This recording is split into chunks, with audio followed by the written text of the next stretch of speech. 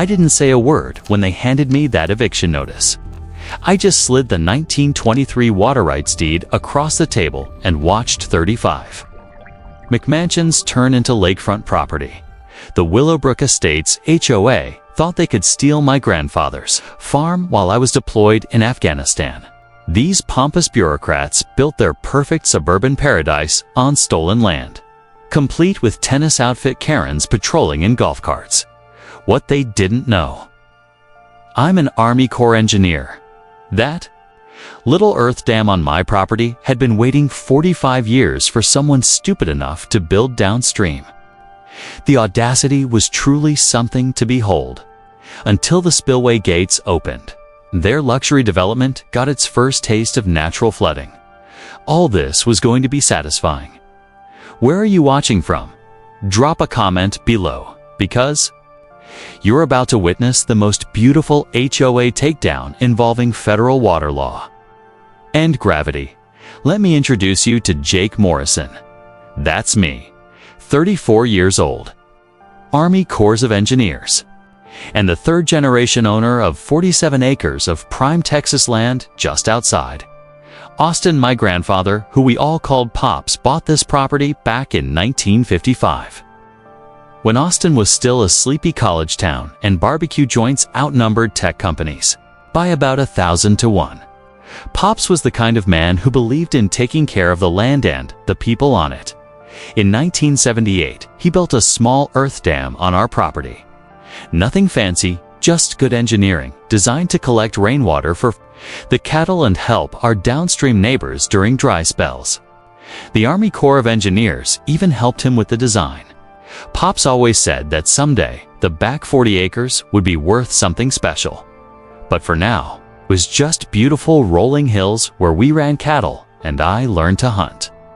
Then came my 2 tours in Afghanistan, where I specialized in water management and infrastructure. Turns out, building wells and managing water flow in a war zone teaches you a thing or two about how precious clean water really is, and how quickly people will fight over it.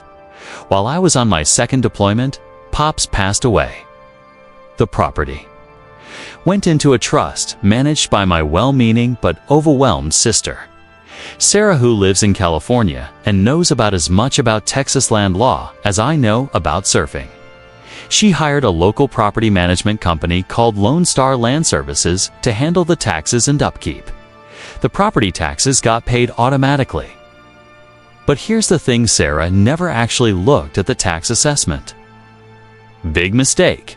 Enter our villain, Margaret Maggie Thornwell, 52 years old, is president of Willowbrook Estates HOA, and the kind of woman who drives a white BMW X7 and treats tennis outfits like business attire.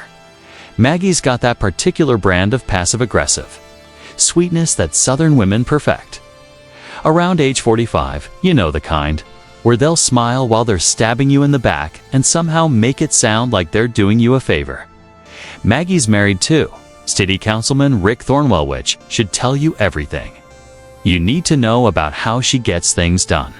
She's got a reputation for neighborhood beautification initiatives, which is fancy talk for forcing out anyone who doesn't fit her vision of suburban perfection. The smell of her expensive perfume can't quite mask the stench of cigarette smoke and entitlement that follows her around like a cloud. I came home from deployment in August 2023, ready to finally spend some real time on Pop's land. Drove down that familiar gravel road, past the old oak tree where I'd carved my initials as a kid, expecting to see the same rolling pastures and that little earth dam sparkling in the Texas sun. Instead, I found construction crews, concrete trucks, and survey stakes scattered across my back. 40 like some kind of suburban invasion. The crunch of gravel under my boots felt different somehow, angrier. I could taste the dust in my own rising furies. I marched up to the construction foreman. "Sorry, buddy," he said, not looking sorry at all. "We got permits and everything. This is Willowbrook Estates property now." I called the police. Officer Martinez showed up and explained with obvious discomfort that the HOA had filed an adverse possession. claim while I was overseas.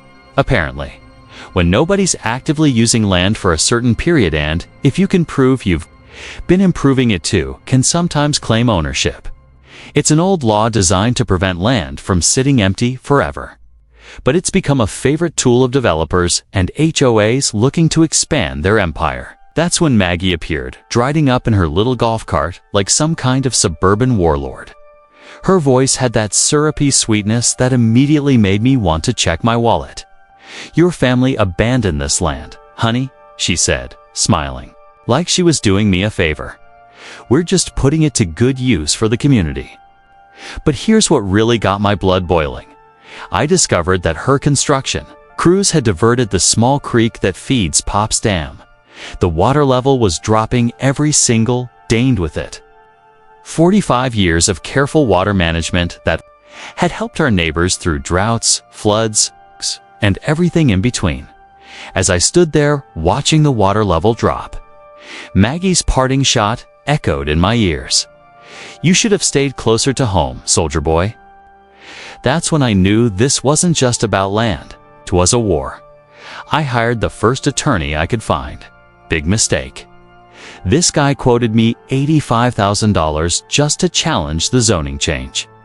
Turns out, while I was serving my country, Maggie's husband, Rick, had pushed through an emergency zoning modification. My family's land went from agricultural pre-validation to residential development zone faster. Then you can say conflict of interest, but here's where my Army Corps training came in handy. While that overpriced lawyer was shuffling papers and billing hours, I was digging through county records like I was hunting for IEDs. And just like in Afghanistan, the devil was in the details. I found Pop's original 1978 dam construction permits, and they were beautiful. See, Pops didn't just build that dam himself.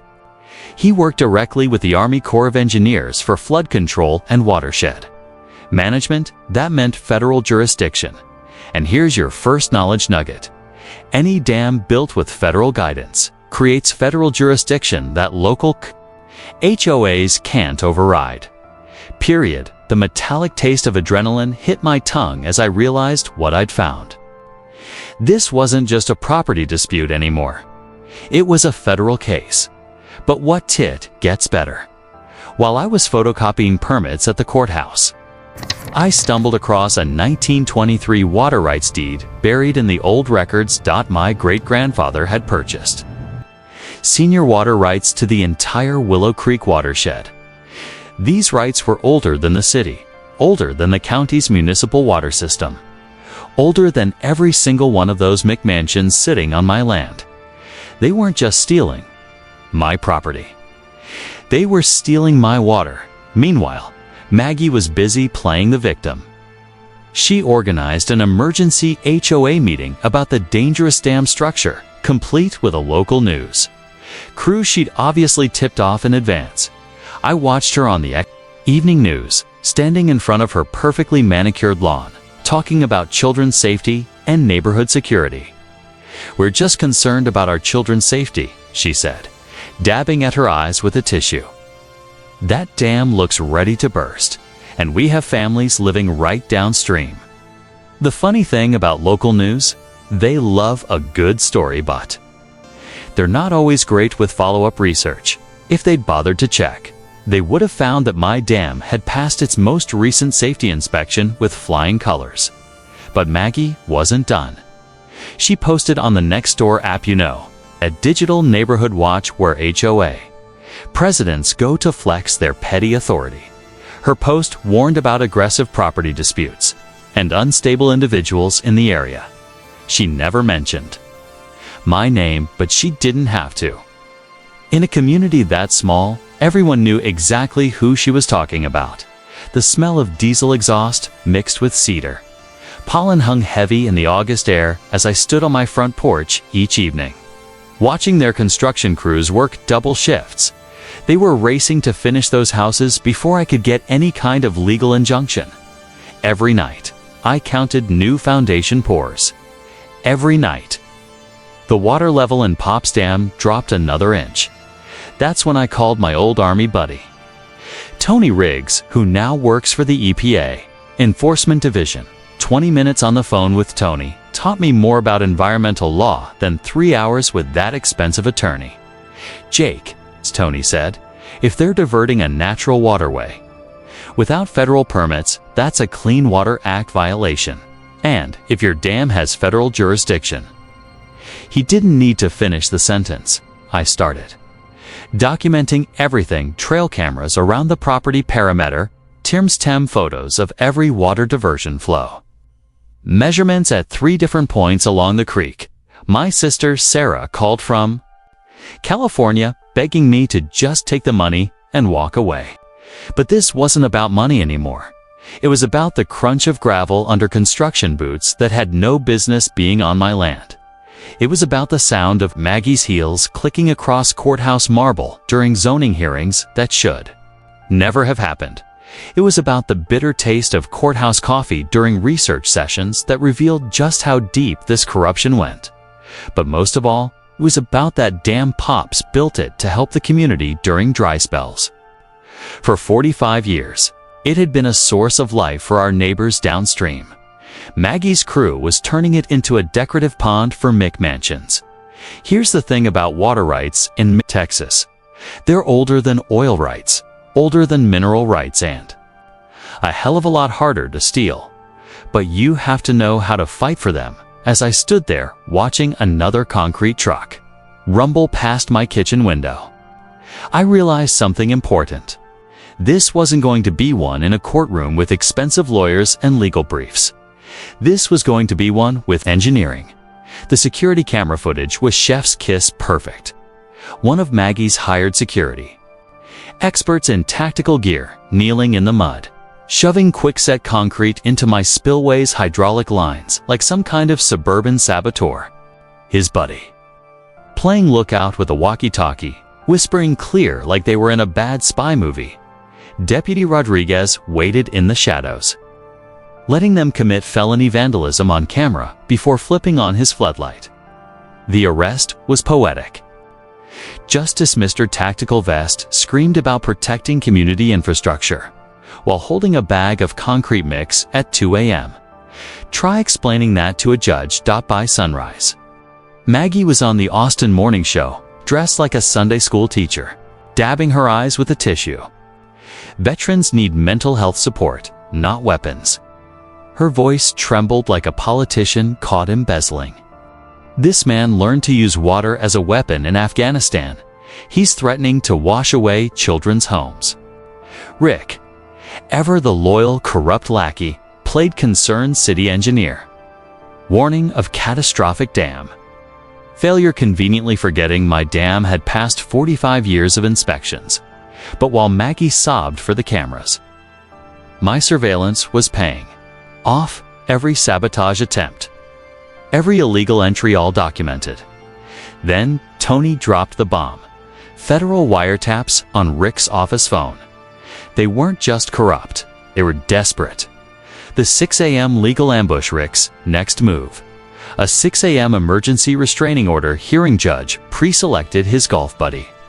$15,000 in campaign donations.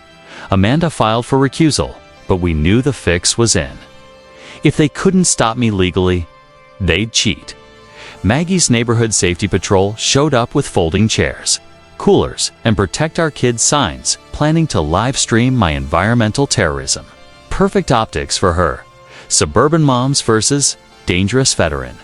But Miguel Santos wasn't having it. He brought 30 farmers, real people, who'd lost water rights. Mrs. Chen organized a counter-protest with historical photos of the creek. Two narratives collided. Veteran attacks families. Community fights for stolen water. The midnight concrete plot. Then came the real sabotage. Security footage caught someone pouring concrete into the spillway overnight, engineered to cause real flooding if I opened the gates. This wasn't harassment. This was attempted murder disguised as vandalism. I spent the night with a jackhammer, clearing the blockage, documenting every chunk as evidence. Rick's next move: declared my dam an imminent hazard. Ordered the fire department to seize it. Fire. Chief Martinez, one of the few honest ones left, pulled me aside. Jake, you've got 6 hours before they force me to act. Make it count. The insurance bomb Amanda's fraud reports triggered a state investigation. The Texas Insurance Commission froze all HOA policies. No insurance equals construction shutdown. Financial pressure hit Maggie and Rick, where it hurt their wallets. Maggie's final cruelty. 5:30 a.m. A VA social worker showed up. Maggie had called in a fake suicide threat. I had to prove I was sane while prepping to flood a subdivision. Then Sarah called, crying, "Please, Jake, this isn't what Pops would want." For a second, I almost cracked. Then I found Pop's journal entry about standing up to bullies. My resolve hardened. Sometimes, you have to flood the valley to save the creek. 7:02 a.m., justice flows with federal agents watching. I opened the spillway. 25% capacity.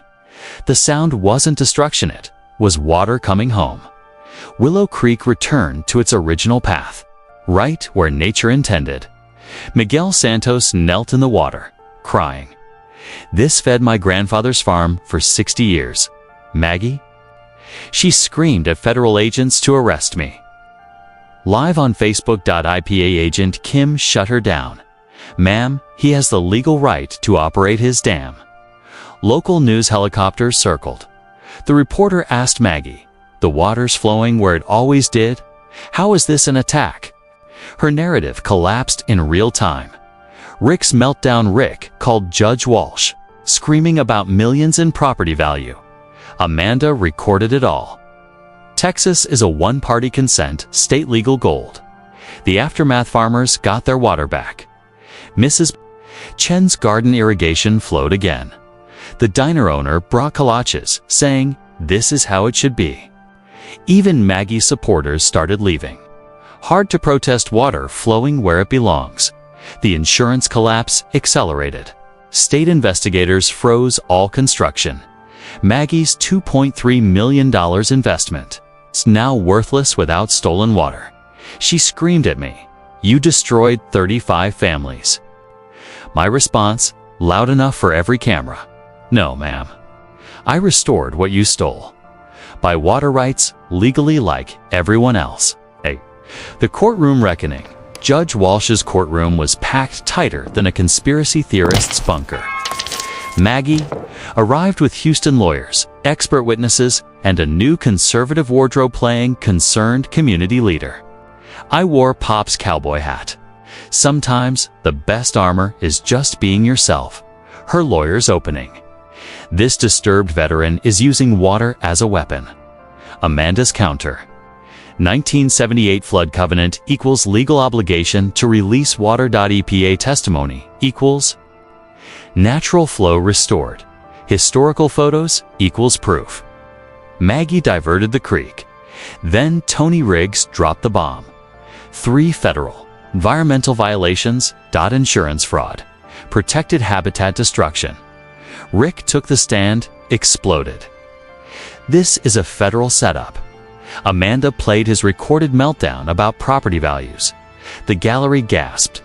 The final blow. Amanda revealed Maggie's $2.3 million EPA fine in Houston for the exact same scam.